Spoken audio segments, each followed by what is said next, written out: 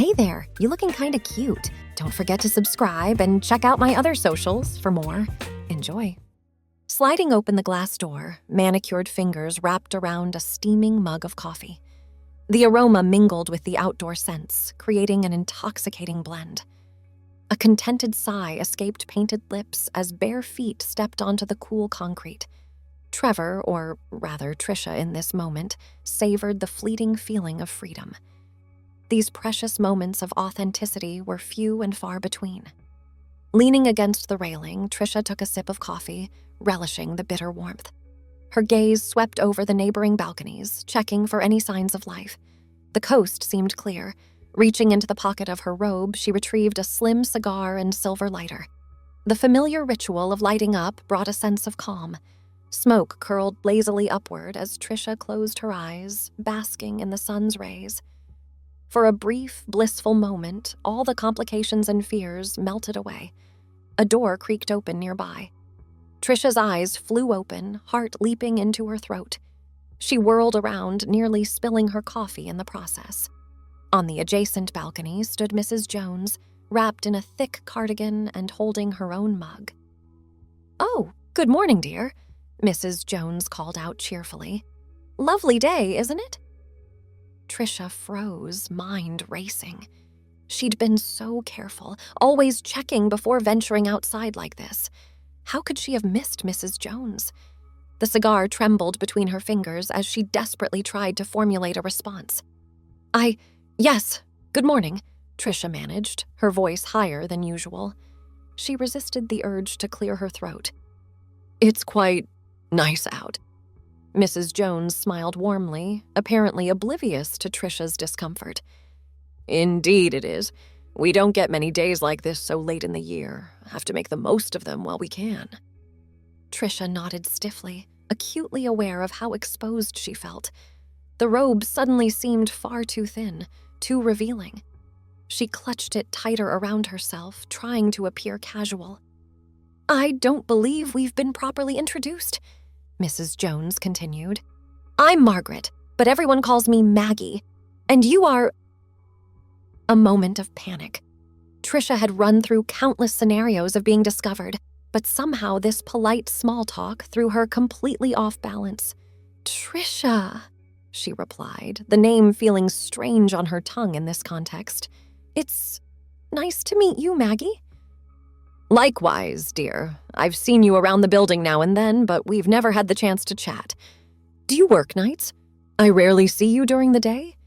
Trisha's mind raced. What was her cover story again? "I do some freelance work from home. Keeps me busy at odd hours sometimes." "Oh, how interesting. What sort of work, if you don't mind me asking?" The questions were innocent enough, but each one felt like a trap. Trisha took a long drag on her cigar, buying time. "Mostly data entry, some proofreading, nothing too exciting." Mrs. Jones nodded, still smiling. "Well, it's always good to keep busy. Speaking of which, I don't suppose you're looking to pick up any extra work? I've been meaning to give the apartment a deep clean, but these old bones aren't what they used to be." Trisha blinked, caught off guard by the sudden change in topic. What? "Oh, don't feel obligated. I just thought I'd ask. You seem like a tidy sort, and it would be nice to have someone I can trust. The cleaning services in town are highway robbery these days." The offer hung in the air between them. Trisha's mind whirled with the implications. On one hand, it could be a disaster. More time around Mrs. Jones meant more chances to slip up, to be discovered. On the other, it was an opportunity. A chance to solidify her female persona in the building, to be seen and accepted as Trisha. "I might be interested," Trisha heard herself say. "What exactly did you have in mind?" Mrs. Jones beamed. "Wonderful. Why don't you come over in about an hour? We can discuss the details over a proper cup of tea. I'll even throw in some of my famous scones." Before Trisha could reconsider, Mrs. Jones had waved goodbye and disappeared back into her apartment. The balcony suddenly felt very empty and exposed. Trisha stubbed out her cigar with trembling fingers. What had she just agreed to? This could be a colossal mistake, and yet a tiny spark of excitement flickered beneath the fear. She hurried inside, mind already racing through her wardrobe options. An hour later, Trisha stood before Mrs. Jones's door, smoothing down her modest skirt for the 100th time. She'd opted for a conservative look, a high-necked blouse, knee-length skirt, and sensible flats. Her wig was secured with extra pins, makeup subtle but meticulous. Taking a deep breath, she raised her hand to knock. Before her knuckles could touch the wood, the door swung open. "Right on time," Mrs. Jones exclaimed. Come in. The kettle's just boiled." Trisha stepped inside, immediately enveloped by the scent of freshly baked goods and lemon furniture polish. The apartment was immaculate, every surface gleaming. If this was what Mrs. Jones considered in need of a deep clean, Trisha wondered what her standards for spotless might be. "Make yourself comfortable, dear," Mrs. Jones called from the kitchen. "I'll be right out with the tea." Perching on the edge of an overstuffed armchair, Trisha tried to calm her nerves. This was fine, just two neighbors having a chat. Nothing to be afraid of. Mrs. Jones bustled in, carrying a tray laden with a delicate tea set and a plate piled high with golden scones. "I hope you like Earl Grey. It's my absolute favorite." "It's lovely, thank you," Trisha murmured, accepting a fragile china cup. "Now then," Mrs. Jones said, settling into her own chair. "Let's talk business, shall we? I'm looking for someone to come in once a week, give the place a good going over. Dusting, vacuuming, that sort of thing. Maybe some light laundry if you're comfortable with that. What do you think?" Trisha nodded slowly. "That sounds manageable. I have some experience with housekeeping." It wasn't entirely a lie. Trevor had always been fastidious about keeping his own space clean. The skills would translate, even if the context was different. "Excellent!" Mrs. Jones clapped her hands together. "Oh, this will be such a relief. My arthritis has been acting up something fierce lately. Makes it hard to get into all the nooks and crannies, you know?" As they discussed rates and schedules, Trisha felt herself gradually relaxing. Mrs. Jones was warm and easy to talk to, filling any awkward silences with cheerful chatter about the building's gossip. By the time they'd finished their tea, Trisha found herself actually looking forward to the arrangement. "Well, that's settled then," Mrs. Jones said, gathering up the empty cups. "Shall we say next Tuesday for your first day? Around 10 in the morning?" "That works for me," Trisha agreed. "Is there anything specific you'd like me to focus on?" Mrs. Jones waved a hand dismissively. "Oh, just give everything a good once-over to start. We can fine-tune the routine as we go along. Now, one last thing. I have a spare uniform from when my niece helped out last summer. Would you like to try it on? Just to make sure it fits, of course." Trisha hesitated. A uniform hadn't been mentioned before. "I suppose that would be all right." "Wonderful! Wait right here, I'll fetch it." Mrs. Jones disappeared down the hallway, leaving Trisha alone with her thoughts. A uniform. It felt like crossing some invisible line, making this arrangement more official, more real. Before she could dwell on it further, Mrs. Jones returned, a neatly folded bundle in her arms. "Here we are. The bathroom's just through there if you'd like to change." Taking the clothes with slightly shaking hands, Trisha made her way to the bathroom. She closed the door behind her, leaning against it for a moment to steady herself. This was fine, just another costume, another role to play. Carefully, she unfolded the uniform. It was a simple design, a pale blue dress with a white collar and apron. Nothing too revealing or outlandish. Trisha changed quickly, adjusting the fit as best she could. The dress was a little snug across the shoulders, but otherwise fit surprisingly well. Steeling herself, Trisha opened the door and stepped back into the living room.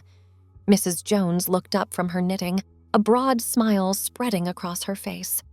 "Oh, don't you look lovely?" she exclaimed. "It suits you perfectly. How does it feel?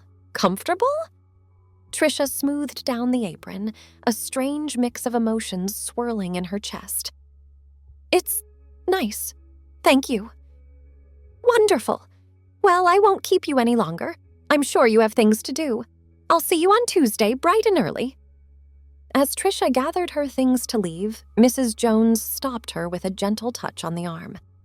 "And Trisha, dear, thank you. I have a good feeling about this arrangement." Trisha managed a smile, hoping it didn't look as nervous as she felt. "Me too, Mrs. Jones. See you Tuesday." Stepping out into the hallway, Trisha let out a long, shaky breath. What had she gotten herself into? And yet, there was an undeniable thrill beneath the anxiety. A chance to be Trisha, to be seen and accepted, to build a life beyond the stolen moments on her balcony. As she unlocked her own apartment door, Trisha realized she was still wearing the uniform. She looked down at herself, smoothing the apron once more. It felt right, somehow, like stepping into a new chapter of her life.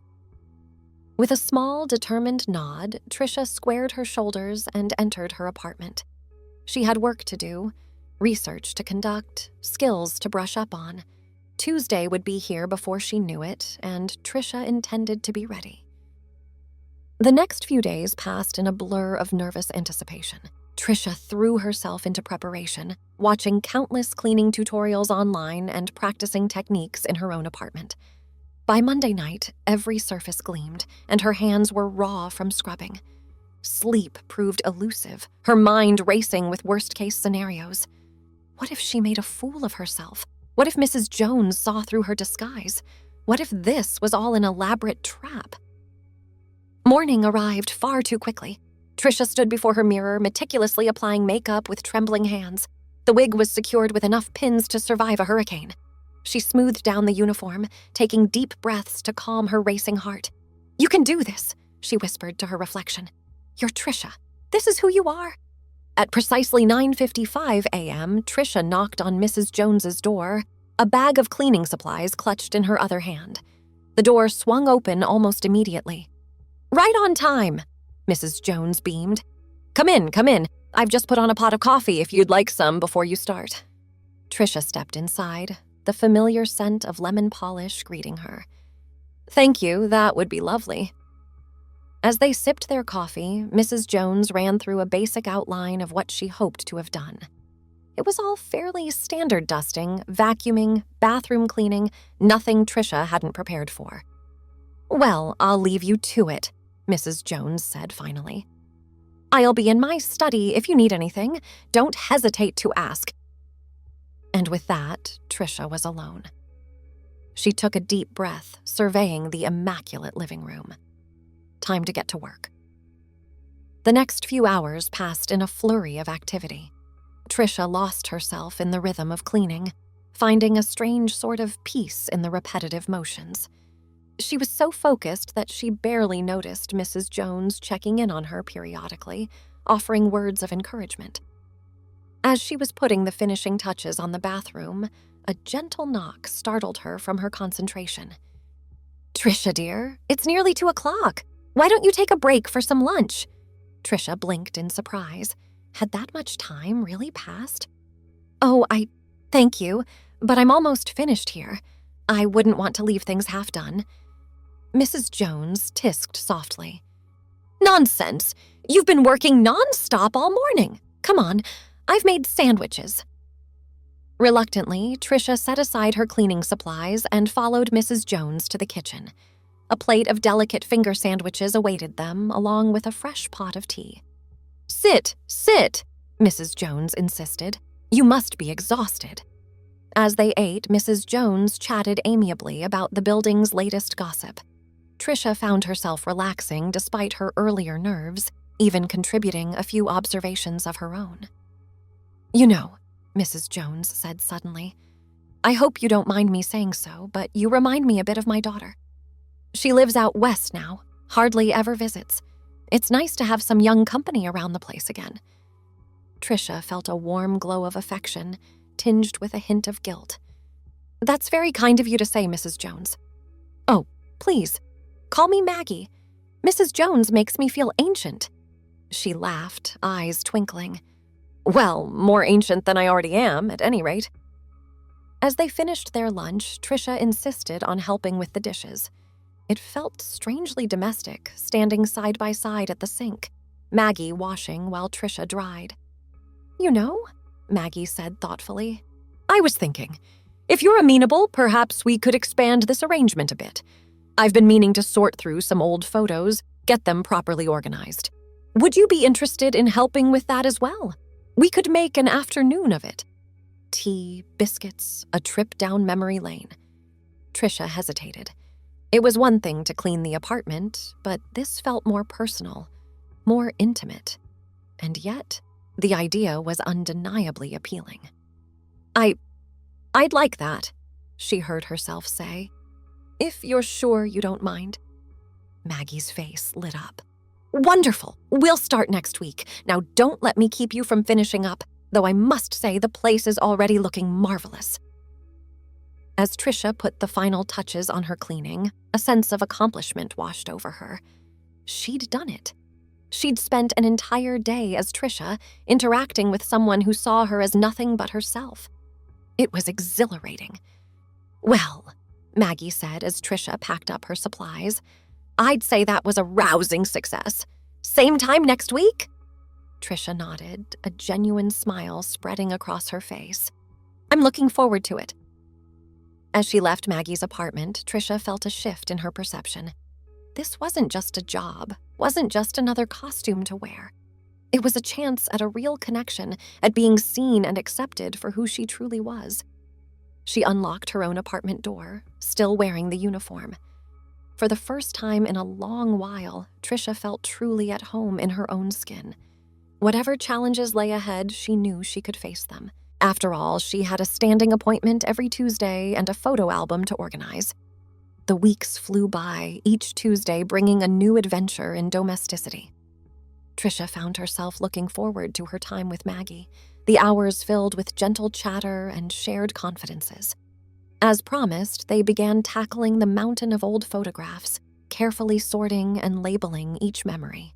"Oh, would you look at that?" Maggie exclaimed, holding up a faded Polaroid.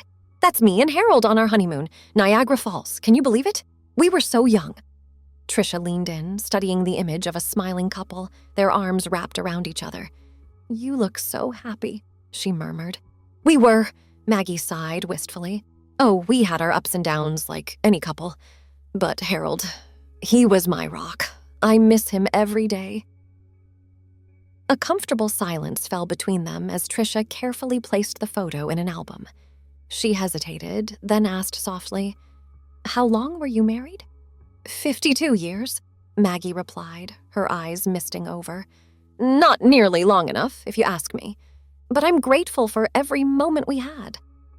Trisha nodded, a lump forming in her throat. She thought of her own loneliness, the fear that had kept her isolated for so long. "That's beautiful," she managed. Maggie reached out, patting Trisha's hand.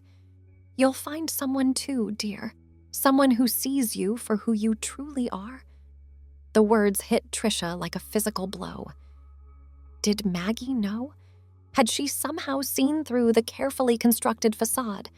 But Maggie just smiled warmly, already moving on to the next stack of photos.